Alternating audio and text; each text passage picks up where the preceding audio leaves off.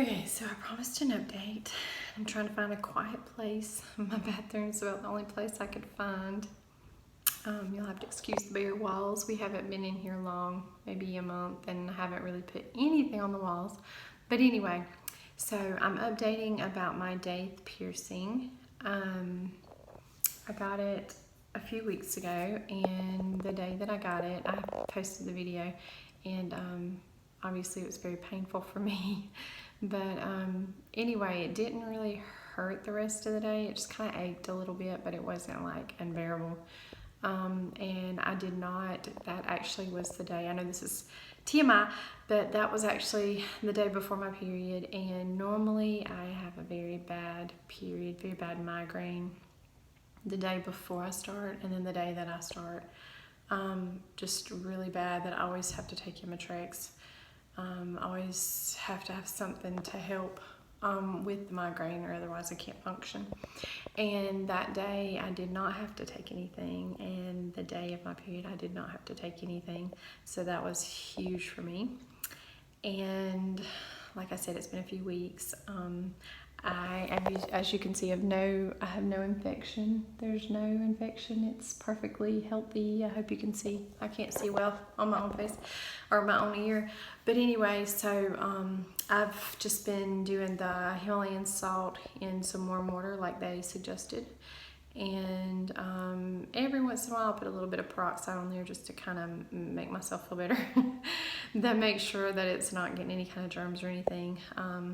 I feel like the salt water is probably enough, but you know, I guess tradition. So anyway, but the only thing that I've really noticed, I have trouble wearing glasses. That's the biggest thing.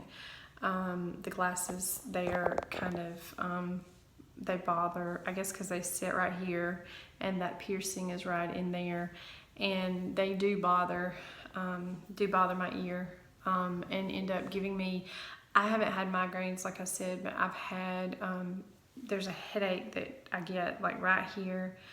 I don't know if it's almost like a tension headache or whatever, but anyway, I've had a problem with that. The migraines are usually right here, and I've not had a migraine since the, well, I take that back. There was one day that I did have to take an Imitrex, and it was a day that I had been at work, and I wear my glasses at work. And I had worn the glasses for probably 8 or 9 hours, and I was starting to have just a headache that it was here and it just kind of moved around, and I feel like it was more from the glasses being on, putting pressure right there than anything. So I feel like that's probably what it was, but the Imitrex did help, so I did take that. But other than that, I haven't had one. And one of the side effects that was kind of unexpected that I didn't realize, I had kind of sort of researched it, but excuse me for the crazy hair. But anyway, I had sort of kind of researched it, but I think I just came across it in an article or whatever. I have felt the anxiety that I was feeling for months. I mean, okay, so I literally, you guys don't know it, but I had a headache for months, literally like months. I had a headache. I went to work every day taking Imitrex. The doctor had put me on Topamax to try to help because she didn't like me taking Imitrex every single day. And so she had put me on Topamax. The Topamax had terrible side effects. I don't know if any of you have ever taken it, but it's one of those black label drugs that you really don't want to have to take. They don't even know the mechanism by which it works, and they actually have clinics to get people off of Topamax. It's very addictive. You work your way up on the Topamax, and then if you come off the Topamax, you're supposed to work your way back down. But it's actually like a seizure medicine, and but it does, one of the things that it helps with is migraines, and so that's why she put me on it, because she did not like me taking Imitrex every day, which I don't like having to take Imitrex every day either. But so that's why she put me on the Topamax. But the Topamax, as I went up on the dosage, the side effects got worse and worse. I ended up with a kidney stone, very, very painful kidney stone. Even though I don't think it was that big, because I've heard people say that they are like having babies. or worse than having a baby, and I've had 4 babies, and it definitely was not like that kind of pain, but it was more like I actually thought I had a urinary tract infection, and went to the doctor, and the symptoms that that I had, they said that they thought that it was a kidney stone, and they tested for a kidney infection just in case, and it came back negative. And I did later pass the stone. I didn't see it, but I had that feeling, just like a relief or whatever. And I still was real sore, but it was a different type of pain. But anyway, so I did have a kidney stone as a result of the Topamax. Never had a kidney stone in my life until I got on that. So I definitely feel like it was a result of the Topamax. Got through that. Then I had what I thought was a pulled muscle, and I was treating it as a pulled muscle, taking muscle relaxers and things like that. And then it helped to start off with, and I was even having to wear a back brace and everything because I was having so much pain in my back. Well, I noticed that the pain was like crawling down my down like my left thigh, so like it was started in my lower back, and then it just started easing down my thighs and down my leg. And so I was like, okay, this is not a pulled muscle, something else is going on here. And started thinking about, started kind of researching it and thinking about it, and felt like that it was probably depleting my magnesium and my potassium. So I started eating some bananas and started taking some magnesium, and in one day I took 14 magnesium, where I've taken magnesium for years and years. Magnesium is something that I have always had trouble with, low magnesium. And so, but I've never had to take more than 2 a day, or maybe 3 at the most. I had to take 14 to get relief in one day. And of course it gave me diarrhea, but it also helped with the cramps. So I know that that's what it was. It was definitely a depletion of the magnesium. And so after that, I decided I will not be taking Topamax anymore. So I started weaning myself off of it. And then started researching a lot about the Daith or Daith piercing, and felt like, okay, maybe this is what I need to do. And I actually have a friend at work who has had it done and has great success with it. And then I started talking to a few different people who had had it done and had great success with it. And so that's how we came to the Daith piercing. And I was desperate, because let me just tell you, I hate needles. Despise needles.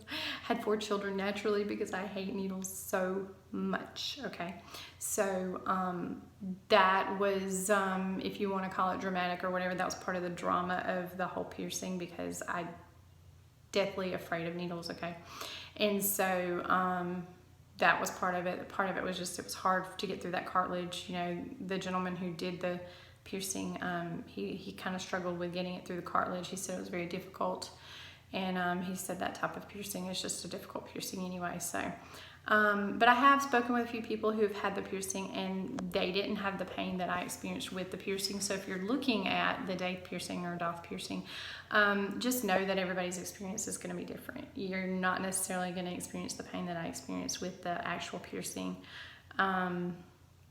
And like I said, I've had good results. The anxiety is the biggest thing. I know, obviously, you know, not having migraines is awesome.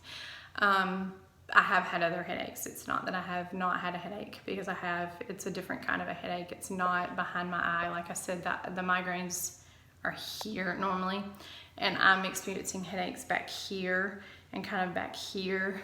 And then every once in a while, I feel like I may be trying to get a migraine on that side. So I've actually considered going back, and I know that sounds crazy after how painful it was, but I've actually considered going back and getting the other ear done once this one heals. But this one has to heal first, because this one is very uncomfortable. Makes it a little bit difficult to sleep. I'm having some issues with, you know, at night. That's the side I tend to sleep on, and so I'm not able to sleep on that side. So it kind of makes it difficult.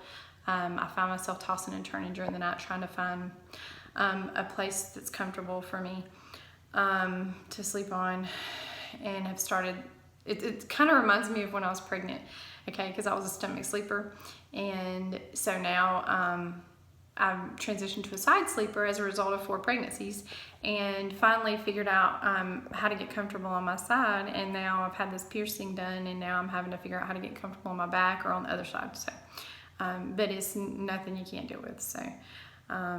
So anyway, I just had promised an update. I just wanted to let you know what was going on. Things are going very well. I will do some more updates. I feel like that this piercing has been a good thing for me. I feel like that it is definitely the positives outweigh the negatives. I've not had any problem with infection or swelling or draining or anything like that. I just feel like it's been a good thing. The anxiety is the biggest. That to me, the migraines are awesome. I had a medication though to help deal with that. The migraines, the purpose was to get off of the medication, which I have done for the most part. So that's awesome. But the amount of anxiety I was experiencing, the panic attacks, the things that I was dealing with, I feel like this piercing has calmed me a lot, and I just think that is pretty amazing. So that's another positive, that if you're considering this piercing, you might want to think about. I don't know, everybody's different. Like I said, everybody's body's different. So anyway, I just wanted to give an update, and I will be coming back with another update hopefully in a month or two. Okay, thanks. Bye-bye.